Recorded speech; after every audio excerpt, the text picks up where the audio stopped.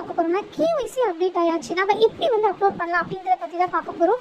நீங்கள் முதல்ல அப்டேட் பண்ணுறீங்க அப்படின்னா ரொம்ப வந்து அவசரப்பட வேண்டாம், பொறுமையாகவே வந்து பண்ணிக்கலாம். வாங்க வீடியோக்குள்ளே போகலாம். ஆப் ஓப்பன் பண்ணிங்கன்னா 3 கோடு இருக்கும். அந்த 3 கோடை வந்து கிளிக் பண்ணிட்டீங்கன்னா உங்களுக்கு கேஒய்சி அப்படின்ற ஐக்கான் இருக்கும். அதை கிளிக் பண்ணிட்டு உள்ளே போயிட்டீங்கன்னா உங்களுக்கு இந்த மாதிரி ஒரு பேஜ் வரும். அது உங்கள் யூசர் நேமும் ரெஜிஸ்டர் பண்ண மொபைல் நம்பரும் காமிக்கும். நேம்ன்ற இடத்துல கரெக்டாக டைப் பண்ணிடுங்க உங்கள் நேமை.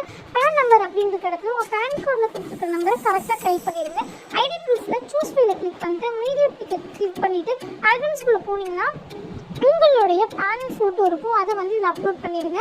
பண்ணதுக்கப்புறம் ஓடிபி டைப்னு இருக்கும்.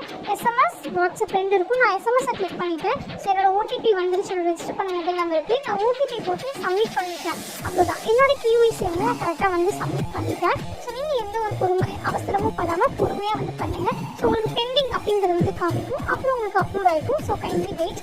சப்போஸ் நான் அப்லோட் பண்ணல, உங்களுக்கு வந்து மொபைல் நம்பர் நாட் மேட்ச் அப்படின்ற இஷ்யூஸ் இருந்துச்சு அப்படின்னா நீங்கள் ஒன்றும் கவலைப்பட வேண்டாம். உங்களோட ஆப்பை வந்து லாகின் பண்ணி லாகின் பண்ணுங்கள்.